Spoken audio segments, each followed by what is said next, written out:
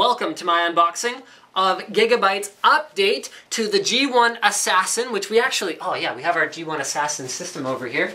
So we will be updating our G1.Assassin LGA2011 machine right there with the dual 590s and the liquid cooling and all the good stuff. We will be updating that with this board once we are finished unboxing it and once I have the LGA2011 mount that I need for SwiftTech's water block in order to rebuild our Extreme Buyer's Guide system. So this guy's got a 5-year warranty, as well as some other upgrades over the original G1.Assassin. One of them is a Bluetooth 4.0 and Wi-Fi card that is included. Another one is their patent-pending 3D BIOS, dual UEFI BIOS. So I'll be doing a video on 3D BIOS in the near future here. We also have 3D power, which is basically Gigabyte's way of saying that they have 3-way digital power delivery on this particular board. It's not... See, 3D is more like 3 digital rather than 3-dimensional, whereas this is more like 3-dimensional. So, yes. So they mean a couple of different things. What else we got back here? Okay, so you know what? Let's get the board open. Let's open up the board. Let's cut to the chase. Skip to the good part. Take it out. And I know someone is going to make a comment on that on YouTube. I know because they did it when I did my original G1.Assassin unboxing. For some reason, yes, both the G1.Assassin 1 and the G1.Assassin 2 let out a huge fart when I opened them up. There's nothing I can do about it. Grow up. No, I'm just kidding. You don't have to grow up. Farts are funny. Okay, so here we go. We have some bullets, some bullet holes, and a G1 killer dude. We've also got some more bullets and bullet holes and more G1 killer logos. We've got a poster, which is different from the G1 original series posters, which featured the gorilla, the sniper, and the assassin. This one is just the general G1 logo. So this has, it has the original ones on it, but not the new ones. I guess they didn't update the poster. Fascinating. Okay, we've got a Gigabyte sticker included.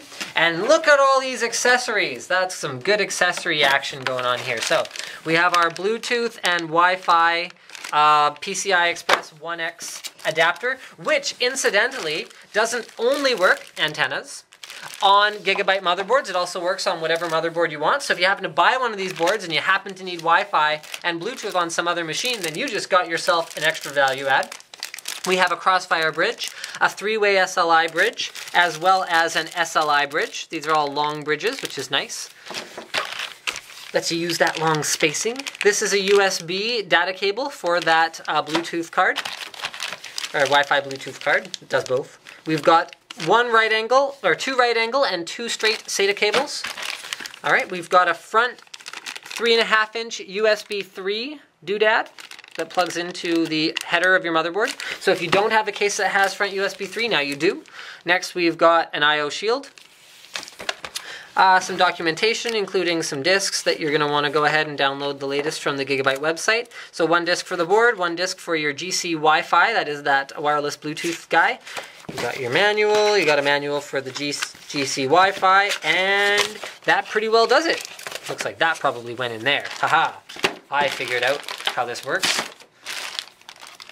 Like a wizard. I'm sure Harry Potter could figure out how to unbox something. It's too bad those movies are over. I enjoy the Harry Potter movies. Now I'll never get to watch one ever again. Because they're not really, like, they're good, they're kind of fun to watch, but I don't think they really merit like a rewatch, so to speak. You know what, I'm going to put it over here, so yeah. Here we go. I'm going to put it on its Digicam camouflage box, and there's absolutely nothing camouflage about this board. This board is about as out there as it gets. So here we go. Let's start with the overall package. So the overall package is XLATX. Is it XLATX? Hold on just a gosh darn minute here. No, it's not. I'll be back in a moment. So I thought this was the XLATX board, but it turns out I was wrong. The UD7 is the XLATX board. So this is an ATX board with an LGA2011 socket right smack in the not quite middle, but a little bit off to the right side. And it supports 4 DIMMs in quad channel. So that means you have support for up to 32 gigs of memory if you're using 8 gig DIMMs, and potentially 64 gigs in the future when that sort of comes out, if it ever does.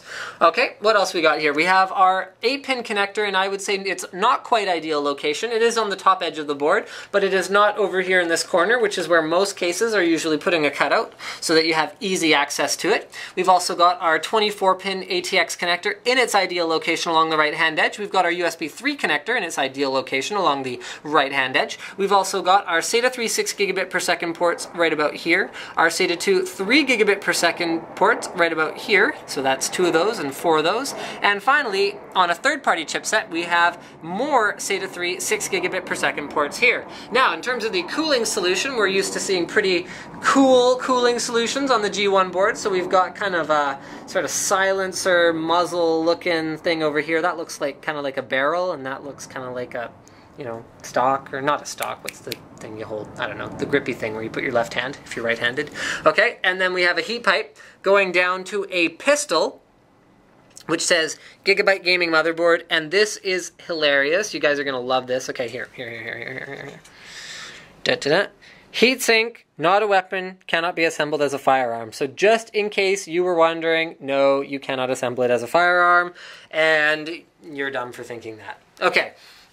Not that I ever try to insult my viewers, but come on, really? Like, really? Okay.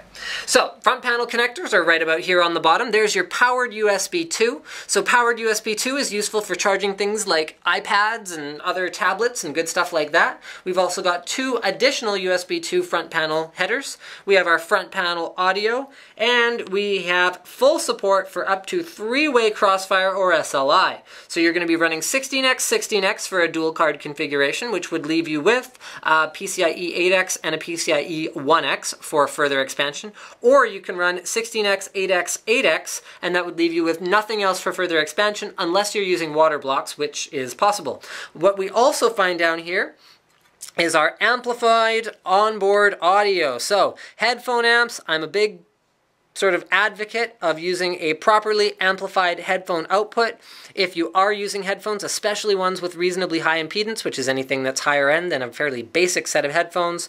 So that is there. We also have the onboard, yes, with dedicated RAM, killer E2100 NIC card, and up here we find all kinds of like fascinating little chips, most of which I don't know what they do. Here's a Fresco logic. There's our Marvell, which I would say is probably powering RAID, but my guess would be that it's not, and probably powering the eSATA. We've got another Marvell chip over here. Okay, lots of good stuff. Hey, let's look at where all the fan headers are. Okay, so we have our CPU fan header here. You want to sort of back up a little bit for this part. So that oh, yeah, you are. Good job. Okay, CPU fan header here. We've got another 4-pin fan header here. Another one here, so that's 3 so far. We've got another one here, so that's 4. We've got another one here, so that's 5. So we have 5 4-pin PWM fan headers on the G1.Assassin 2, and let's have a look at what we've got in terms of rear I/O. So we have a PS2 keyboard mouse combo port, 1, 2, 3, 4, 5, 6, 7, 8 USB 2.0 ports, an OC button, that is a one-touch overclock, a BIOS selector switch, that is very, very handy and very cool to see. We've also got a CMOS clear button, 2 eSATA ports, so those are those eSATA USB combo ports, 2 USB 3.0 ports, there's your killer E2100 networking, and finally 7.1 audio out, including optical audio out, although the omission of a dedicated microphone in port is a very strange one to me. So what you guys can probably see here is that this is a little bit costed down compared to the original G1.Assassin, but they still have left along most of the features that I would say gamers would care about. Most gamers are not loading up their system with 128 gigs or 64 gigs of memory. So you've still got the 4 slots for quad channel operation. You've still got your full support for 3-way SLI or Crossfire X. You got your killer Bigfoot networking. You've got your headphone amp sound card that is built in. Okay, you know what, bearing in mind, okay, I'm criticizing them on the mic port missing here, but you can obviously use your front panel mic, which is probably what they're expecting you to do, now that I think about it a little bit more. So yeah. Thank you for checking out my unboxing of the G1.Assassin 2. Don't forget to subscribe to Linus Tech Tips for more unboxings, reviews, and other computer videos.